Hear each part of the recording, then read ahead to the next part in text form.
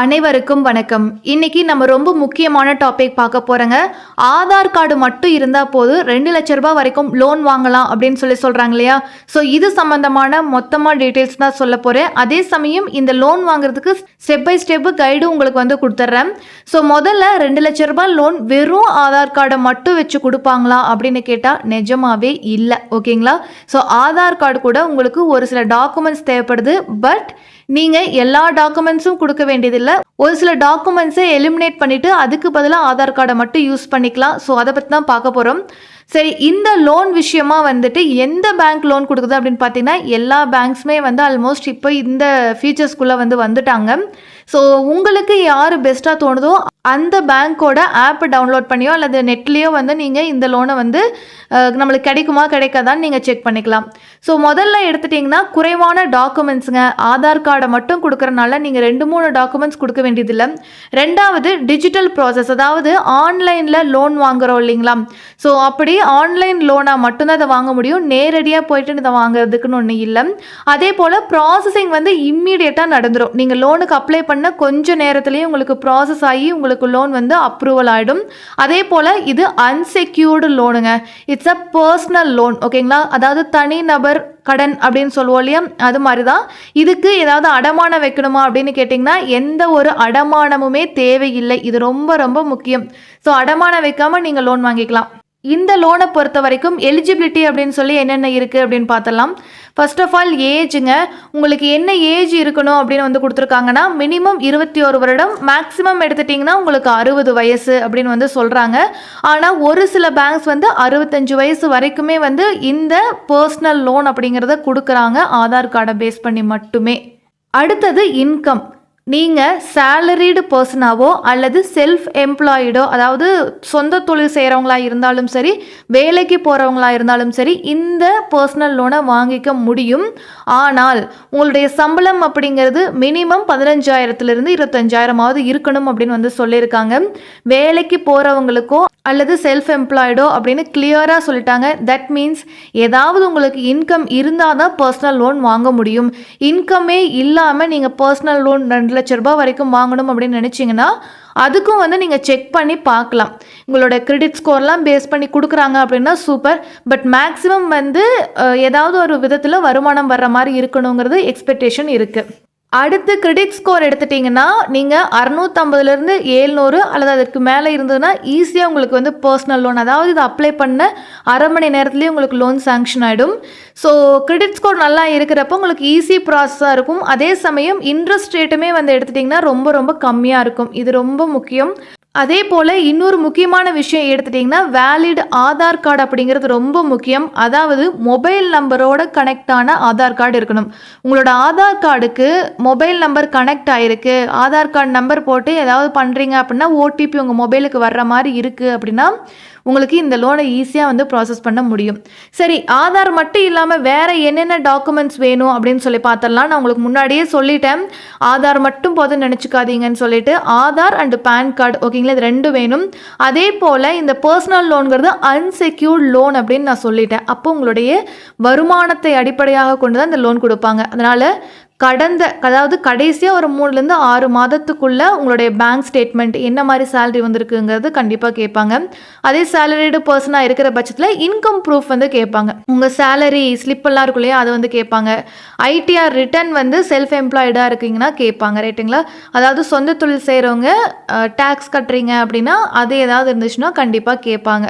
So இந்த documents எல்லாம் ரொம்ப ரொம்ப முக்கியம். வெறும் ஆதாரம் மட்டும் வச்சு கொடுக்க மாட்டாங்க. இது ரொம்ப ரொம்ப முக்கியங்க. சரியோ தப்போ இதுதான் உண்மை. அதனால் தெளிவாக தெரிஞ்சுக்கோங்க. சும்மா ஆதாரம் மட்டும் கொடுத்து அழகாக வந்து லோன் கொடுப்பாங்க அப்படின்னா அது யாருமே கொடுக்க மாட்டாங்க.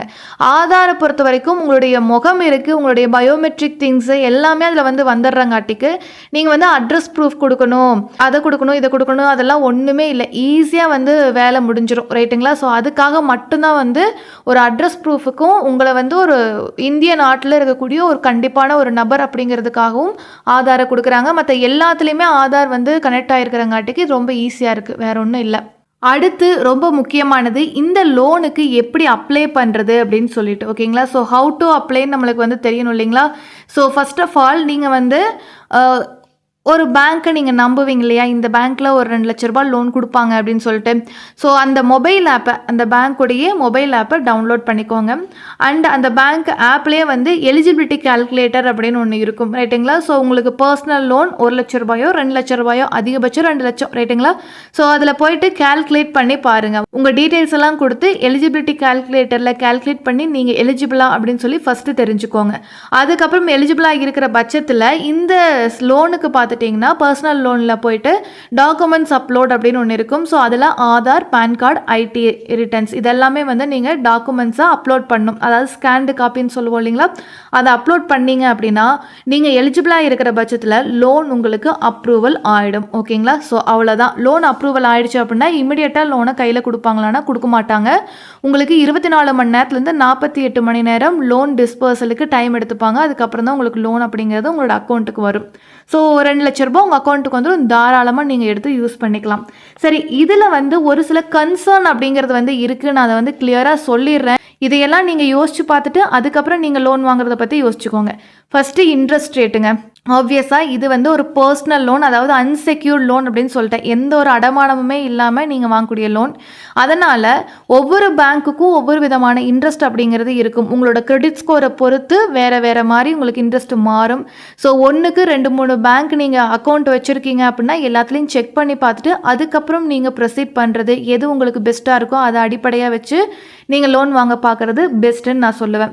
2வது ப்ராசஸிங் ஃபீஸு.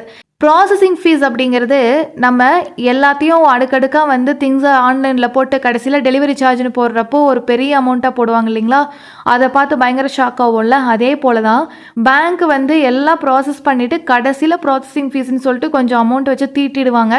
ஸோ அதை மட்டும் கொஞ்சம் பார்த்துக்கோங்க. பேங்க் டு பேங்க் கண்டிப்பாக சேஞ்ச் ஆகும். உங்களுக்கு எது பெஸ்ட்டாக இருக்கோ அதை வந்து சூஸ் பண்ணுங்கள். அடுத்து இஎம்ஐ ஆப்ஷன். கண்டிப்பாங்க 2 லட்ச ரூபாய் லோன் வாங்குறது விஷயம் இல்லை, அதை திருப்ப கட்டணும் இல்லையா. ஸோ அதனால் இஎம்ஐ கால்குலேட்டரில் உங்களோட பட்ஜெட்டுக்கு வருதா இந்த லோன் அப்படிங்கிறத கொஞ்சம் செக் பண்ணி பாருங்கள், ரைட்டுங்களா. ஸோ உங்களோட பட்ஜெட்டில் மாதம் இஎம்ஐ கட்ட முடியும் அப்படின்னா மட்டும் நீங்கள் இந்த லோனை வந்து எடுங்க, இல்லைனா தயவு செஞ்சு எடுக்காதீங்க. அண்ட் கிரெடிட் ஸ்கோர் இம்பேக்ட், அதாவது வந்து உங்களோட கிரெடிட் ஸ்கோர் அப்படிங்கிறது லோவாக இருக்குன்னா உங்களுக்கு ஹை இன்ட்ரெஸ்ட் ரேட்டில் தான் உங்களுக்கு கண்டிப்பாக இந்த லோன் அப்படிங்கிறது கிடைக்கக்கூடியதாக இருக்கும். நான் வந்து பர்ஃபெக்டாக இப்படி தான் கொடுப்பாங்கன்னு நான் சொல்லலை, அதனால தான். ஸோ அதனால் கிரெடிட் ஸ்கோர் ரொம்ப கம்மியாக இருக்குங்கிற பட்சத்தில் முடிஞ்ச வரைக்கும் கிரெடிட் ஸ்கோரை இன்க்ரீஸ் பண்ண பாருங்கள். அதுக்கப்புறம் லோன் எடுங்க. இல்லை அப்படின்னா கண்டிப்பாக எமர்ஜென்சி எனக்கு இப்போவே லோன் வேணும் அப்படின்னு நினைக்கிறீங்க அப்படின்னா உங்களுக்கு ஹை இன்ட்ரெஸ்ட் ரேட்டோட தான் வந்து லோன் அப்படிங்கிறது கிடைக்கக்கூடியதாக இருக்கும். ஸோ முடிஞ்ச வரைக்கும் இதெல்லாம் கம்பேர் பண்ணி பார்த்துட்டு நீங்கள் பர்சனல் லோன், அதுவும் அன்செக்யூர்ட் லோனுக்குள்ளே போகிறது என்னையை பொறுத்த வரைக்கும் நல்லது அப்படின்னு நான் சொல்லுவேன். ஸோ ஆதாரை வச்சு வெறும் 2 லட்ச ரூபா மட்டும் லோன் வாங்க முடியுமா அப்படின்னா எஸ், வாங்க முடியும். ஆனால் இன்னும் ஒரு சில பேசிக் டாக்குமெண்ட்ஸ் இருந்துச்சுன்னா நீங்கள் தாராளமாக லோன் அப்படிங்கிறத ப்ரொசீட் பண்ண முடியும். உங்களுக்கு தேவையான டீட்டெயில்ஸ் எல்லாமே நான் கொடுத்துட்டேன்னு நினைக்கிறேன். பர்டிகுலர் பேங்க் அப்படின்லாம் ஒன்று இல்லைங்க. எந்த பேங்க் வேணாலும் நீங்கள் பார்க்கலாம். இப்போ எல்லா பேங்க்ஸுமே வெறும் ஆதாரம் மட்டுமே வச்சு லோன் கொடுக்குறாங்க. ஸோ அதனால தான் உங்களுக்கு ரொம்ப கிளியராக நான் சொல்லியிருக்கேன். ஸோ உங்களுக்கு இந்த வீடியோ பிடிச்சிருந்துச்சுன்னா ஒரு லைக் மட்டும் போட்டு போங்க. நம்ம சேனலை சப்ஸ்கிரைப் பண்ணாதவங்க சப்ஸ்கிரைப் பண்ணிக்கோங்க. தேங்க்யூ ஃபார் வாட்சிங்.